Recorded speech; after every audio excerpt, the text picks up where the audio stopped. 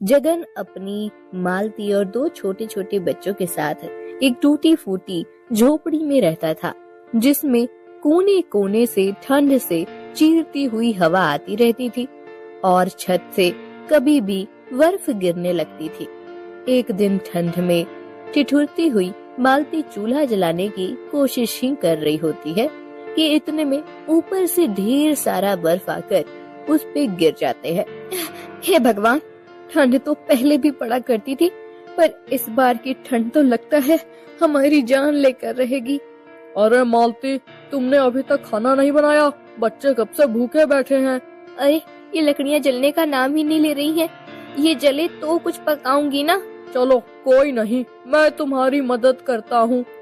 जगिया और मालती खाना बनाने लगते हैं और बिस्तर पर बैठे मिंकी और राहुल एक फटे हुए कंबल में खुद को छुपाने की कोशिश कर रहे होते हैं।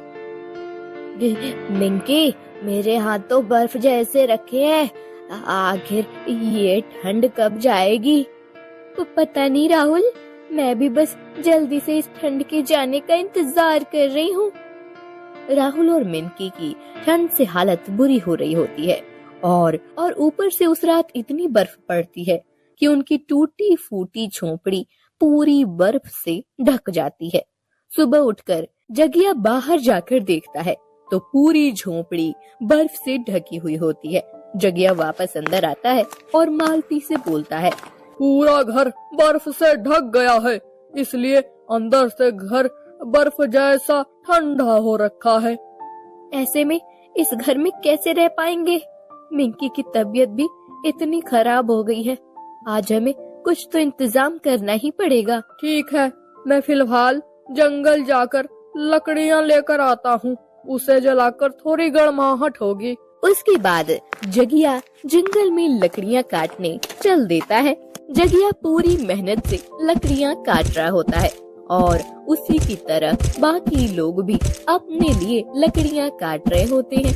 कुछ देर बाद वहाँ एक बुढ़िया आती है और एक आदमी के पास जाकर मदद मांगती है। अरे बेटा, मेरी मदद करो, थोड़ी लकड़ियाँ मुझे भी दे दो। अरे ओ बुढ़िया, चल निकल यहाँ से, यह ठंड में अपने लिए लकड़ी काटी नहीं जा रही और ऊपर से तुझे दे दूं।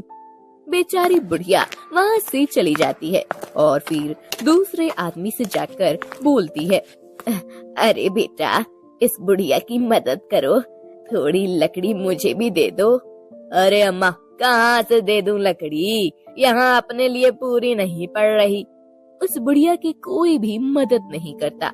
बेचारी बुढ़िया उदास होकर वहाँ से जाने लगती है, पर तभी जगिया उस बुढ़िया को आवाज देकर रोकता है। अरे अम्मा, रुको। हाँ बेटा, तुमने मुझे बुलाया? अरे अम्मा, आपको लकड़ियाँ ही चाहिए ना, आप मुझसे मांग लेती। मैंने सोचा कि जैसे सबने लकड़ियाँ देने से मना कर दिया, वैसे ही तुम भी कर दोगे। अरे नहीं अम्मा, अपने लिए दूसरी लकड़ियाँ काट लूंगा। अरे बेटा, भगवान तुम्हारा भला करे। बस बेटा, इन लकड़ियों को ले जाकर मेरी झोपड़ी तक रखवा दो, अब मैं इनको उठा नहीं पाऊंगी। ठीक है अम्मा, पर आपकी झोपड़ी है किधर?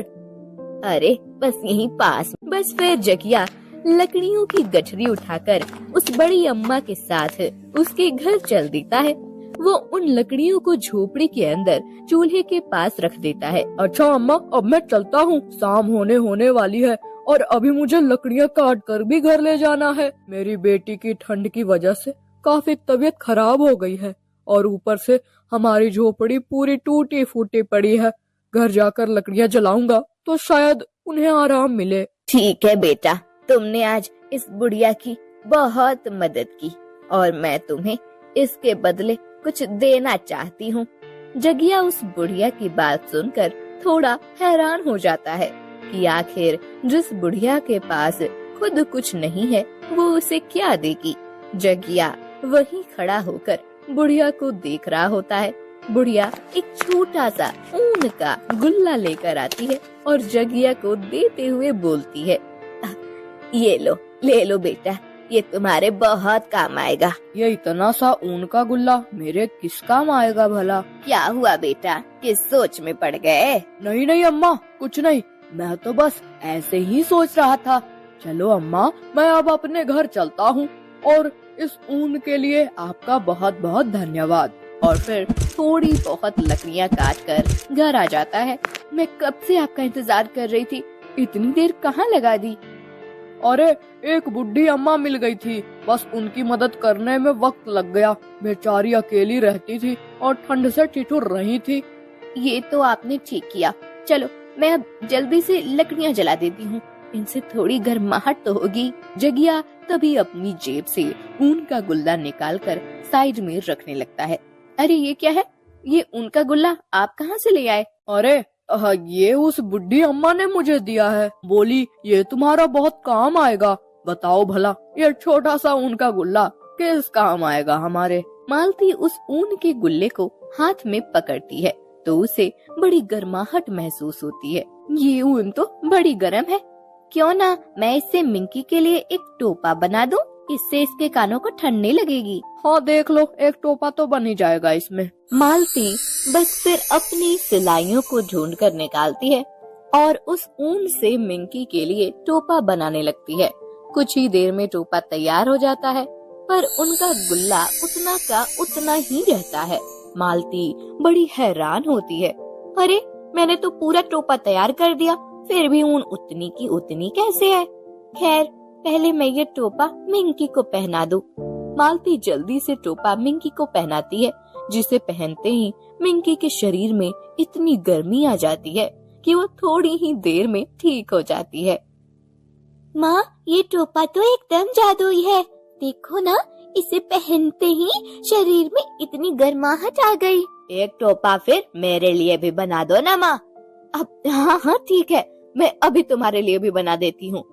मालती फिर से अपनी सिलाइयों को चलाती है और राहुल के लिए भी एक टोपा तैयार कर देती है, पर उसके बाद भी ऊन का गुल्ला उतना का उतना ही रहता है। मालती फिर जगिया और अपने लिए भी टोपा बना देती है, पर फिर भी उस ऊन के गुल्ले का आकार छोटा नहीं होता।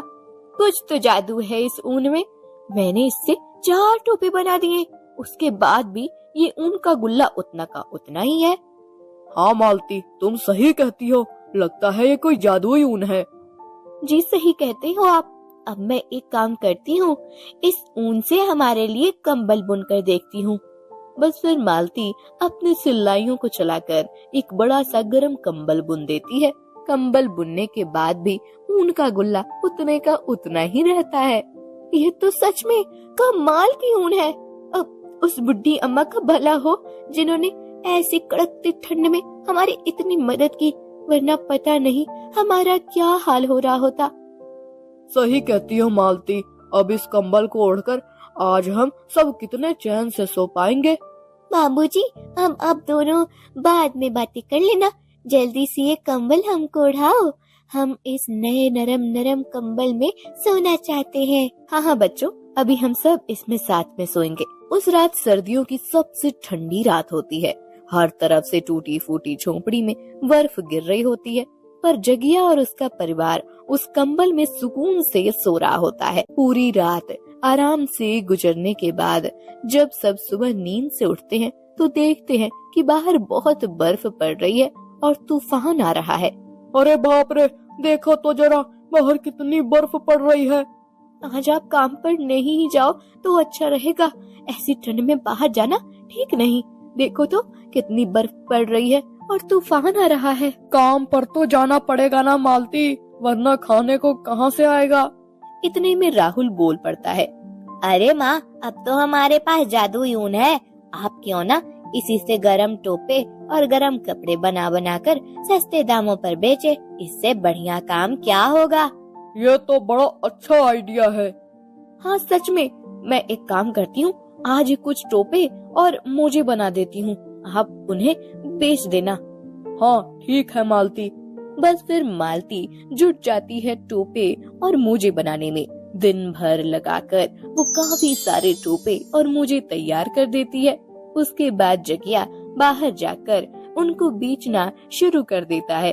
अरे ठंड में टोपे और मोजे ले लो, एकदम गरम और नरम है।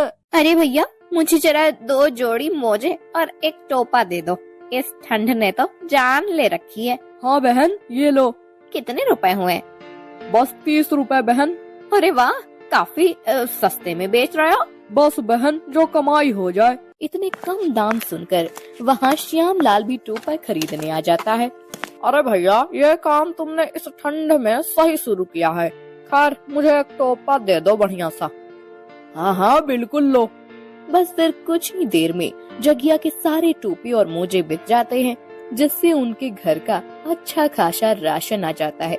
कुछ ही दिन में उनके पास इतने पैसे जमा हो जाते हैं कि वो अपने घर की अच्छे से मरम्मत करवा लेते हैं और अब कहीं से हवा अंदर नहीं आती।